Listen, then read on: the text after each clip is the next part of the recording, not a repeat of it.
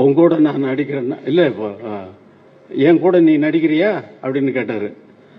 கேட்டவுடனே என்னண்ணா இப்படி கேட்குறீங்க, ஏன் கூட தானே நீங்க நடிக்கிறீங்க, ஏன்னா இளையராஜாவா தான் நான் இருக்கேன், நான் வந்து இன்னொரு பாத்திரமா மாறல, ஏன் கூட தான் நீங்க நடிக்கிறீங்க.